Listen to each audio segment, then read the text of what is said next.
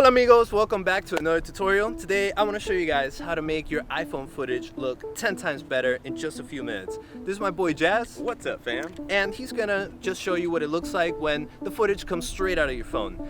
He's got the iPhone 11 Pro and I got the iPhone 11, and I'm gonna show you how within just a few minutes you can make your footage look way better than the more expensive option. Hopefully anyway. Alright, if this is your first time on the channel, please go ahead and subscribe, drop a like, and give me a comment. Let me know what kind of tutorials you're into, and I might just go ahead and do them.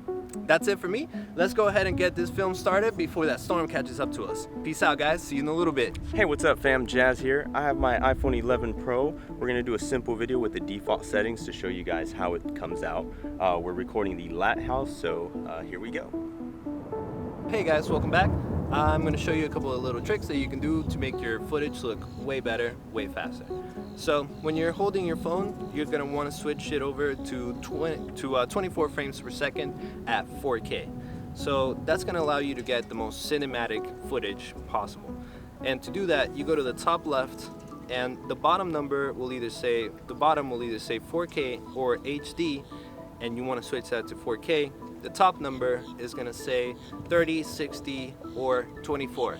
So for the optimal video recording settings, you want to have it at 4K, 24 frames per second. Alright, now that we did that, we're going to focus in on our subject. Our subject right now is this lighthouse. So your phone already comes in with the rule of thirds. That is the grid that comes up on your phone that has those lines all across it. The more interesting compositions are going to land on either the right or the left or in one of the thirds of those lines.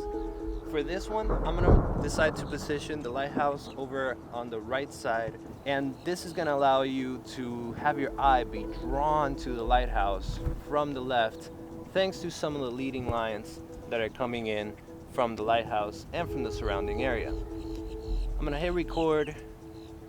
And another thing you want to do is make sure that you hold your phone as steadily as possible. And another little trick, you can hit on your subject and either pull down or pull up to increase or decrease the brightness, and that's going to allow you to get better dynamic range. It's going to make it so that you can get more contrast out of your picture. And I'm going to show you guys just a couple of quick things that we can also do inside of Premiere to make that footage go from like a 7 all the way up to a 10. Okay, hey guys, so now that we're back in Premiere, I'm going to go ahead and show you a couple of quick things that we can do to turn that video all the way up to a 10. So we are going to duplicate this by holding it, pressing down Option, and then pulling it up. And I am going to select that.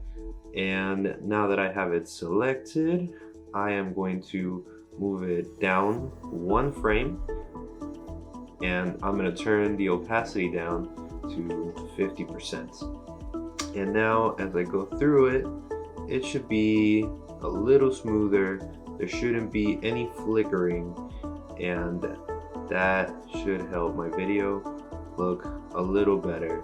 Next, we're going to right click it, and we are going to nest this sequence. Once we nest it, we'll name it, that's fine for now. If this was something important, you would want to name it. Then we come over here and we can create a new adjustment layer.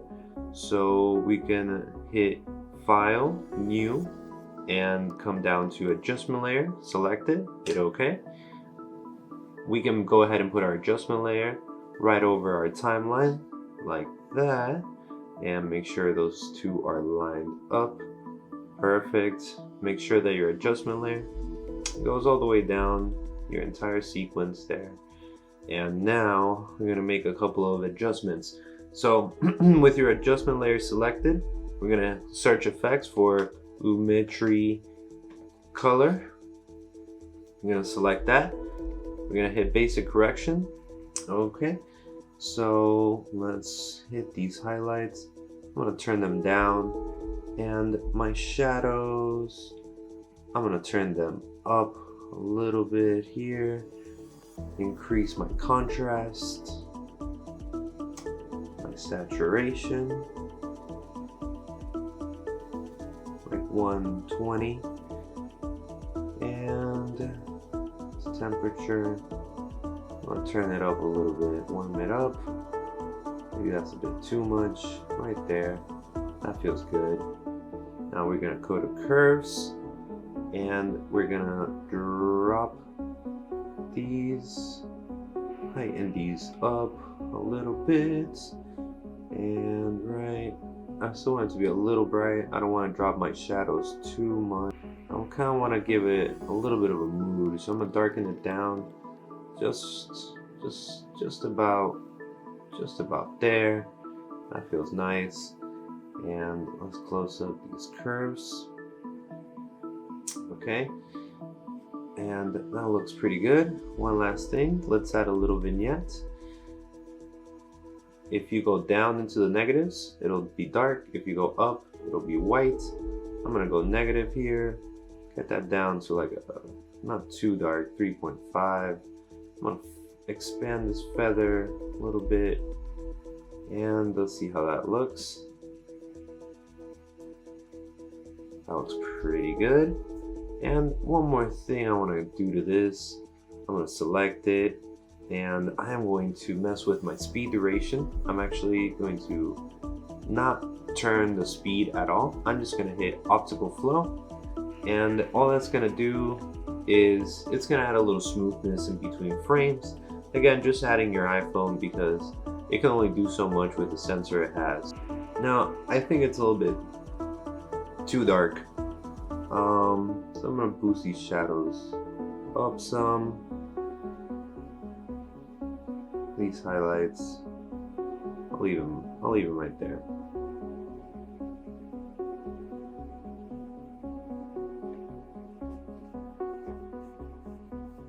Great. All right, I like that. It looks pretty nice. It looks cinematic. And let's go ahead and take a look at the before and after here.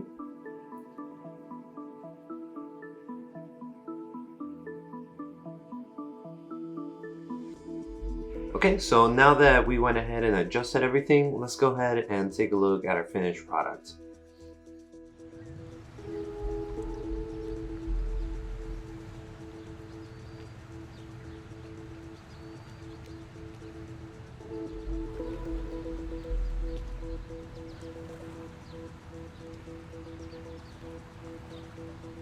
Hola amigos, welcome back, and I hope you had a lot of fun watching that and checking out our awesome park here in Kissimmee Lakefront. We had a dope time, creating the video, and I hope that you guys saw that within just a couple of minutes you can make your footage look way better than it originally did. So you don't really need to go out and spend all the extra money just to get the iPhone 11 Pro Max or whatever. It's more about the artist. It's more about what you do with it, not the gear. So if you enjoyed it, please leave me a comment. Let me know what kind of tutorials you would like for me to do. And I would love to check it out and maybe just go ahead and do them. All right? Anything you want to tell them, Jazz? Have an awesome day, and don't forget to subscribe. Yeah! All right, guys, that's it for me. Peace out, and we'll see you next time. Adios.